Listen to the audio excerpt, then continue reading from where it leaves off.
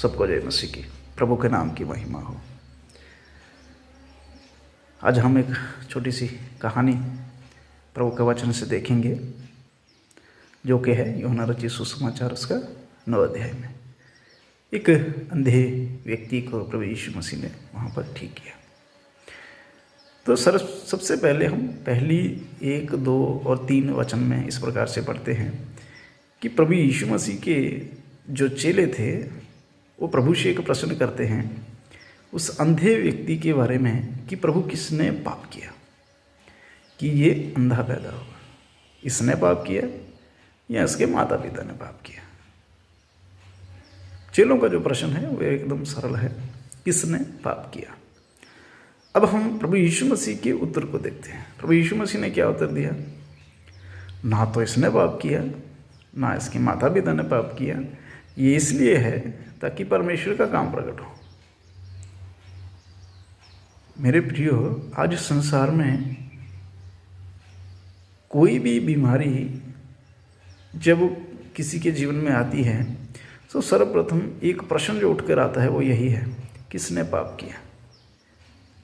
तो ज़्यादातर लोग यही कहते हैं इसने पाप किया तभी इसकी हालत ऐसी है। काफ़ी सारे लोग अपाहिज पैदा होते हैं, अंधे पैदा होते हैं, गूंगे होते हैं, बहरे होते हैं, और उनके विषय में लोगों का जो तथ्य रहता है वो इस प्रकार से रहता है, इसने पिछले जन्म में पाप किया होगा, या इसके माता पिता ने पाप किया तभी ऐसा हो गया। इसी के साथ मैं एक बात आपसे शेयर करना चाहता हूँ।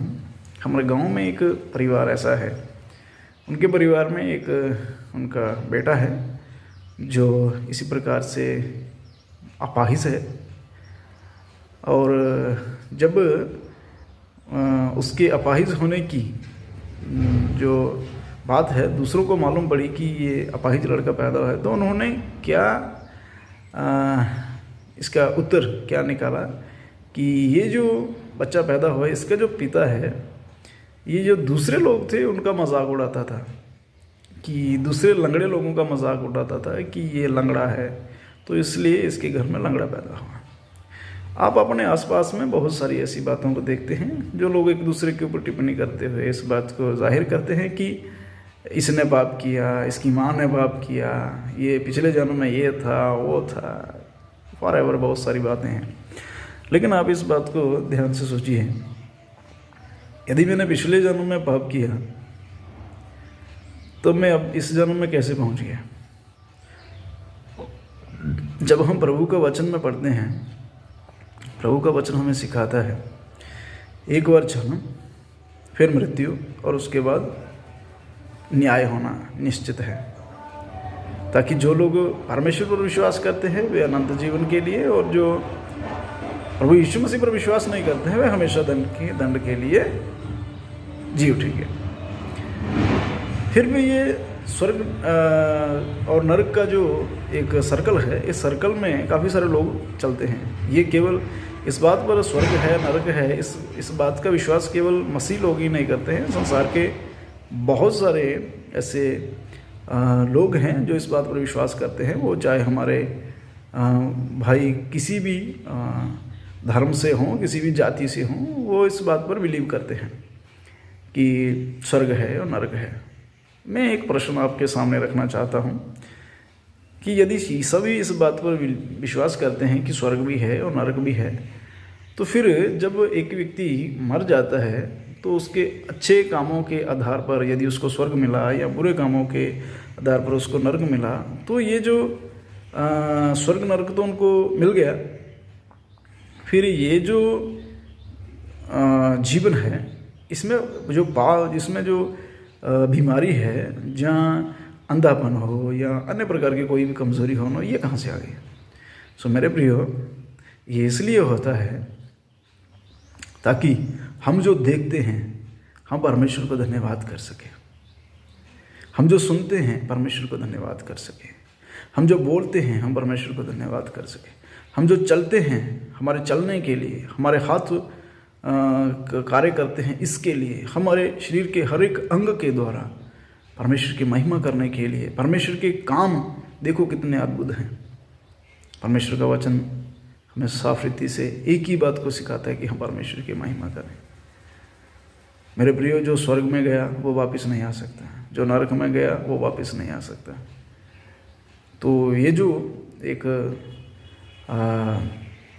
साधारण सा ये जो सूचना लोगों में फैला हुआ है कि पाप करने से ये होगा वो होगा, ऐसा नहीं है। प्रभु का वचन जो हमें सिखाता है पाप के बारे में वो यही है कि पाप की मजदूरी तो मृत्यु है, ठीक है। और